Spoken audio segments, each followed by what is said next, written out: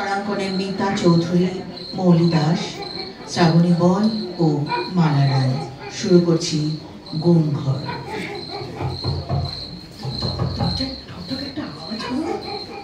আরে কোথায়? ঘুমোতো। এই আমারও মনে হলো দরজায় একটা আওয়াজ। সত্যি তোরা সব ভয়ে মরলি। এটা একটা পুরনো জমিদার বাড়ি, বুঝলি? ওই যে শুনলি না, জমিদাররা লেঠেল দিয়ে খুন করে নিচের গুম ঘরে পুঁতে রাখতো। তাই তোদের ভয় লাগছে। ওসব কত বছর আগের ঘটনা, ওসব এখন আর কিছু নেই। না না না, আমার ভয় লাগছে। এইসব জমিদার বাড়িতে ভূত থাকে। তাছাড়া এই বাড়িটার যা অবস্থা, একদিকটা তো প্রায় ভেঙে পড়েছে। না না না না রে, কালকেই চলে যাব।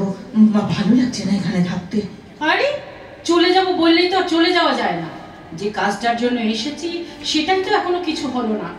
শর্ট ফিল্মের জন্য যে লোকেশনটা বেছেছি সেটাই এখনো দেখা হলো না ভালো করে।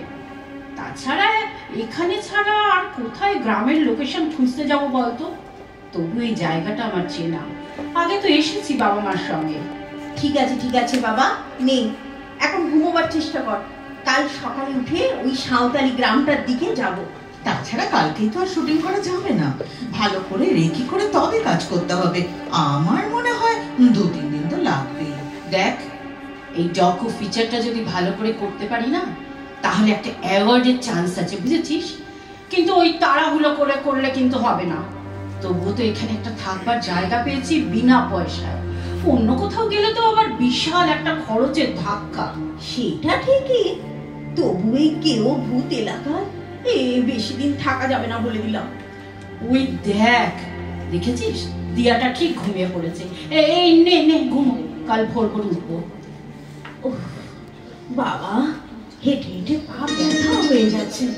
সে কোন সকালে বেরিয়েছি। তবু ভালো যে এখন শীতকাল। শীতকাল বলেই তো এখানে থাকতে পারছিস। ইলেকট্রিক বাল্ব একটা টিম টিম করে জ্বলছে, আর কবেকার একটা পাখা চালালেই ঘটর ঘটর আওয়াজ। আসলে এখানে এখন কেউই থাকে না, বুঝেছিস? ওই একজন কেয়ারটেকার আছে। আসল লোকজন তো সব বিদেশে। কেই বা মেনটেনেন্সের টাকা দেবে বলতো? এই শোন, কাল সকাল থেকে কিন্তু শুটিংটা শুরু করতে হবে। বেশি দিন এখানে থাকা যাবে না। তো তোর স্ক্রিপ্ট রেডি তো? হ্যাঁ হ্যাঁ, সে তো মোটামুটি রেডি আছে, কিন্তু ফটোশুটটা তো ঠিকঠাক করতে হবে। বল, এত তাড়াহুড়ো করলে ভালো হবে না কিন্তু। জানিস তো, আসলে না রাতে এখানে কেমন যেন গা ছমছম করে। পুরোনো জমিদার বাড়িতে না অনেক গল্প থাকে। এই তুই চুপ কর তো, সেই একই সুর গাইছিস কাল থেকে। আরে কোনো গল্প নেই, ভাঙাচোরা বলে এরকম মনে হচ্ছে। কবে